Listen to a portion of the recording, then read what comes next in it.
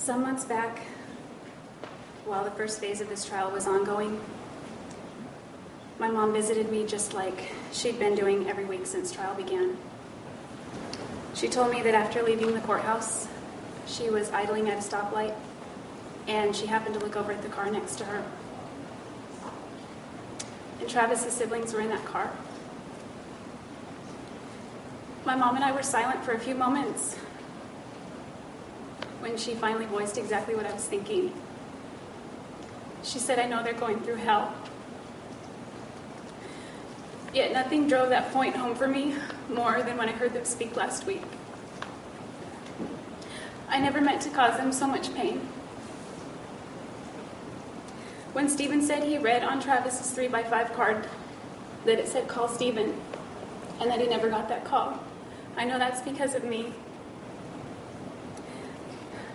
And when Samantha showed us the last picture that she took with Travis, I know it's because of me that will always be the last picture that she'll ever take with Travis.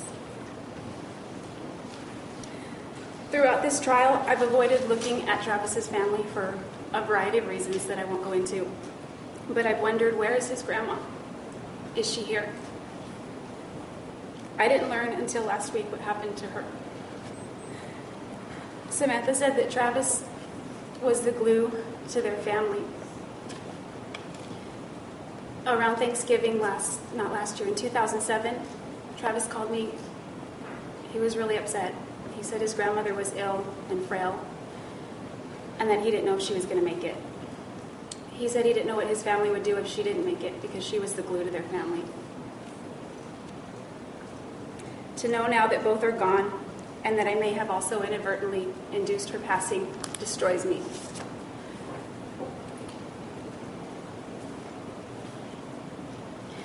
Every time I've had the thought or desire to commit suicide, there's one element that has almost always caused me to waver.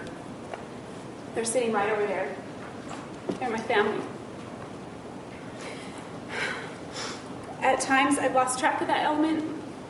For example, the incident I testified to when I took my razor apart at the Siskiyou County Jail.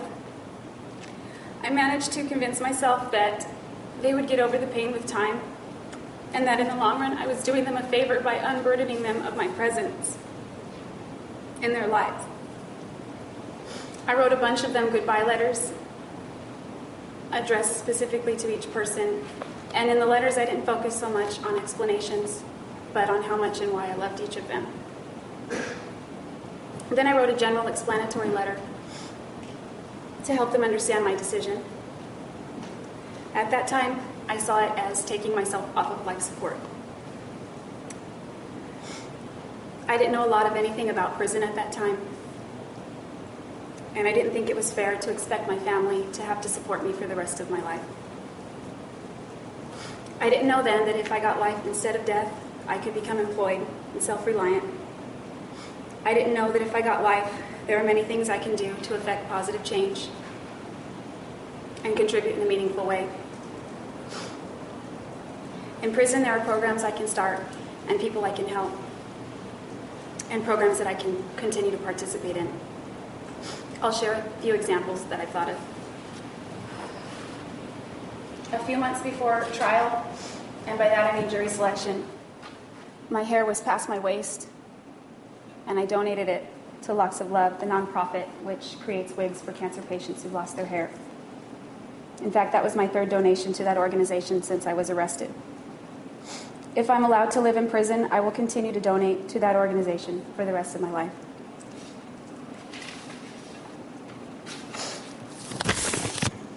Over the years I've spent in incarceration, I've received many requests from women to teach them Spanish or American Sign Language. Because my case was pending, I just didn't have the time. In prison, I will.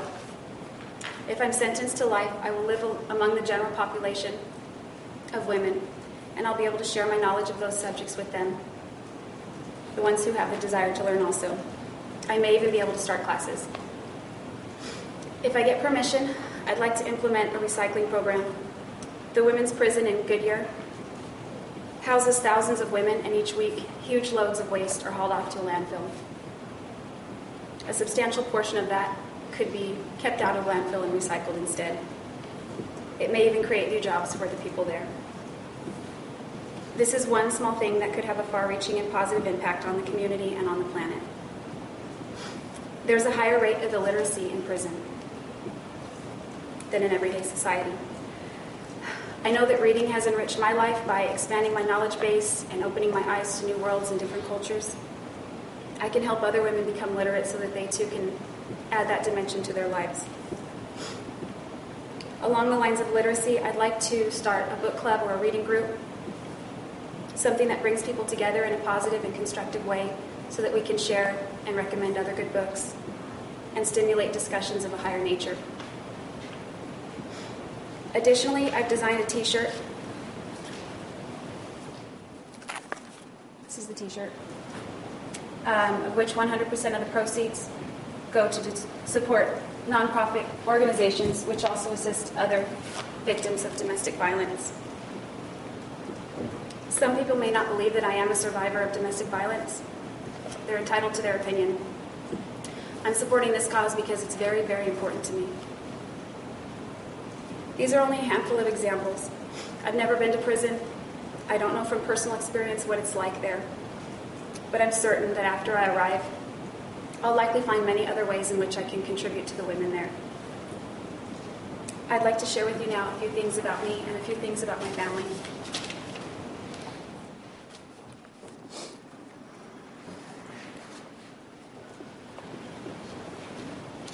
When I was little, my mom took a lot of pictures of me. I'm her first child. She had her camera everywhere, and she would take a lot of pictures of me when I was first born. Salinas is near the coast, and so it seems a lot of overcast days, but when it was sunny, she would take me out to the backyard and turn on the sprinkler so I could play. That's me attempting to dress myself. A few years later, Carl came along, my little brother, and we became inseparable. When we were little, my parents took us everywhere, including SeaWorld here and Hawaii. But my fondest memories with him are of us scooping off at home on a lazy Saturday, just making a mess of the living room in our pajamas. When I was 11 years old, and the slide is backward, I apologize. When I was 11 years old, my little sister, Angela, was born 4 weeks early. I think Carl's blinking there. I was so excited to have a baby sister. I watched my mom's stomach grow. I watched Angela come into this world. And after the doctor swaddled her, he turned to me instead of my mom and said, "Do you want to hold her first?" These are various school pictures. And on occasion, my family and I would get together for family portraits, such as these. In 9th grade, my family and I moved back to Wairika, but I still went back to Santa Maria periodically to visit friends. This is Patty. She was my best friend for years. She was here last week to testify on my behalf, as you heard Mr. Nermi tell you in opening statements. But she didn't return today because she and her 9-year-old daughter were threatened and harassed if she came back to this state. I'm 21 years old here. After I moved out of my parents' house at age 17, my relationship with my dad improved a little. This is my grandma and her twins. My aunt is on the left and my mom is on the right. These are my parents when they were just a little bit younger. This is Bobby and I. It's a little out of order chronologically. We're hanging out in our dirty little rundown house in Montague that I had mentioned previously. At times we lived there without power and phone. The winters were freezing. We could see our breath inside the house. My parents did not support this relationship, and we were young and just trying to figure out life on our own. When I see this picture, I'm reminded of that quote by Charles Dickens when he says, "They were the best of times, they were the worst of times." We're smiling here in this picture to me, except if I sad. It was a difficult relationship, but Bobby will always be special to me. I'm 21 here. This is a photo of Matt McCartney and I, taken a few months after we broke up, a few months after he moved down to Big Sur where I was working at Ventana. As you know, we remained friends, and on this day we utilized Ventana's company passes to tour the Monterey Daryl and I began seeing each other a little over a year after that. In this photo, I'm coming out of a redheaded stage that I went through for a few years. This is one of my favorite pictures of Daryl and me. We were at Chivo's, a restaurant in Monterey, where our friend Tony and his band were playing blues and reggae live. He dedicated songs to us and we danced. Daryl was a good dancer. When we began dating, we started a yearly tradition in which we'd go camping every summer at this remote little campground. It's called Kirk Creek. It's south of Big Sur, in an area that the locals call the South Coast. This is Daryl, Jack, and I at Montana.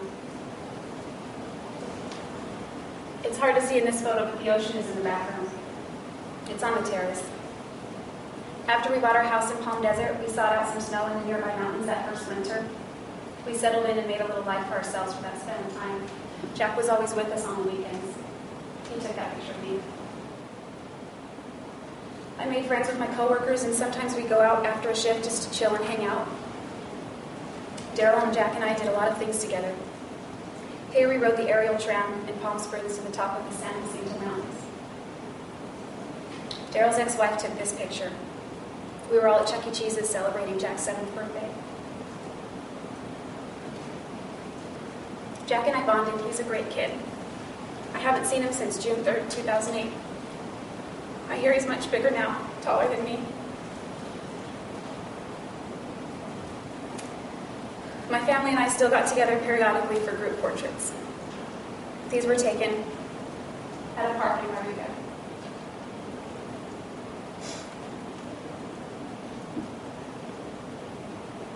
In 2010, my little sister gave birth to this beautiful little girl on the right. The tiny premature baby that I witnessed come into this world now has a baby of her own. She's a mature, responsible, dedicated mother. She's also engaged to a wonderful man. And his daughter, this gorgeous girl on the left, is my niece's new big sister. I've met these girls only through a thick pane of glass.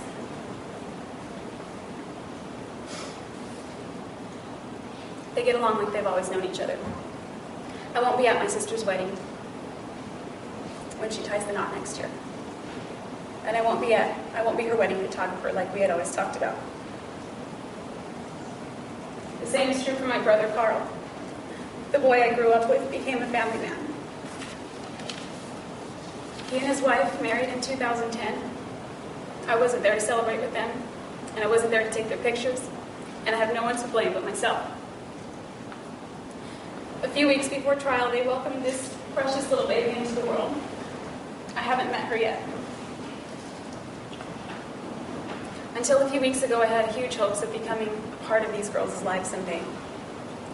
My nieces are the closest I'll ever come to motherhood, because I'm not going to have children of my own. I'm not going to become a mother. Because of my own terrible choices, I've had to lay that dream to rest. You've heard before that I'm an artist. As it now stands, I'll never create another oil painting. But these are some of my drawings. I'm pretty good with hands and nature. I invest in portraits. There's Frank Sinatra, Elvis Presley, Elizabeth Taylor. This picture is a little distorted. This is my niece when she was a bit younger, playing the piano, while attempting to play the piano.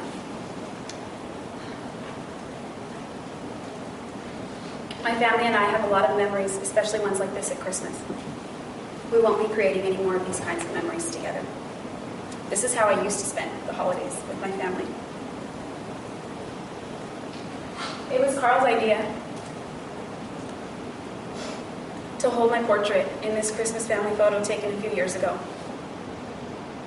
My parents were there, my siblings were there, my brother's wife was there. From now on, this is how my family is going to spend the holidays with me.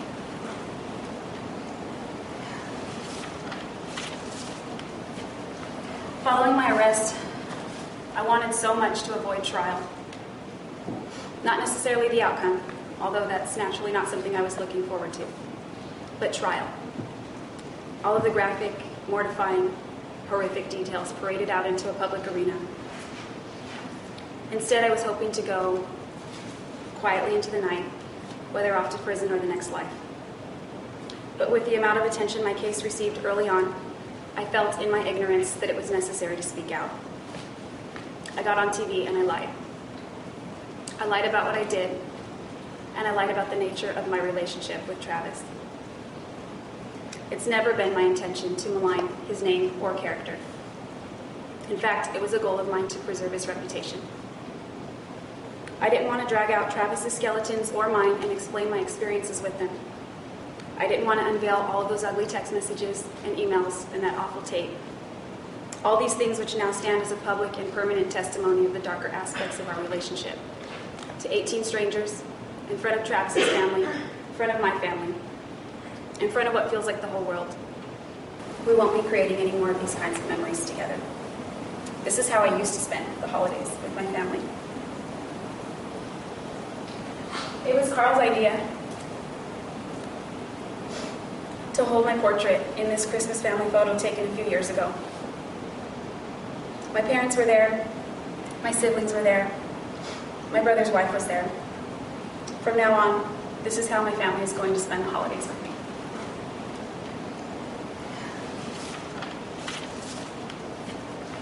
Following my arrest, I wanted so much to avoid trial.